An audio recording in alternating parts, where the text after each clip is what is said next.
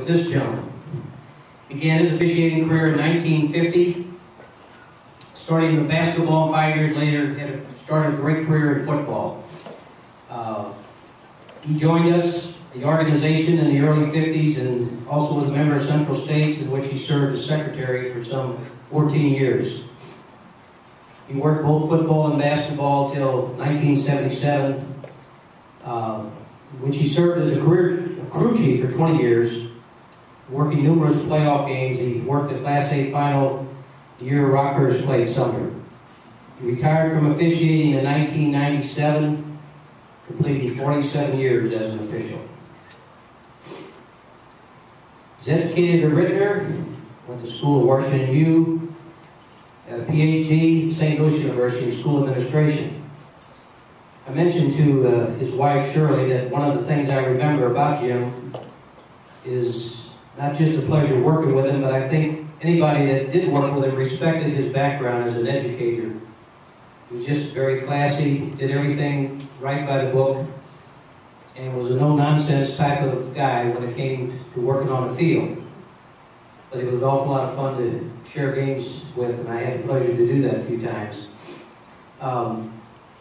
So without further ado, I'd like to present a plaque to Mr. James Westbury Sr., our third inductee this evening into the St. Louis Officials Association Hall of Fame. Jimmy? No one in this room will know better than I just how good that feels. It's been a great evening so far, visiting with a lot of old, and I use that phrase cautiously, previous friends, previous year's friends. Let's try that. The word old isn't too good, is it, Ray? Or John? But anyway, just seeing all of you that I've had the pleasure of working with many years ago and so on, it brings back a lot of good memories, and I appreciate the comments that John has made in talking about my past career. He's covered it all. The display over here says a lot more, and I won't take any more time, except there's several highlights in my career that really were highlights.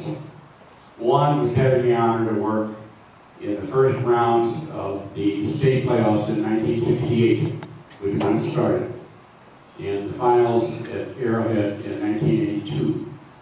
Those stand out in my mind and my memory. But the one that stands out the most, and I say this to all of you who have maybe fortunate enough to have your son involved in officiating, and that was the year that I had my son, Jim Jr., become a member of our crew, and stayed that way until I retired in 1997.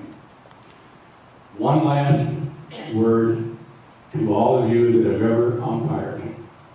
We've always said that when you umpire, it's not a matter of will you get hit, but when. In 47 years of officiating, I had 2 mishaps that were more than just a bruise. And guess what? Both of them were umpiring. So my caution to all of you that are still working is the phrase that's going around now: watch your back. Thank you again. It's been a real pleasure, and I appreciate it.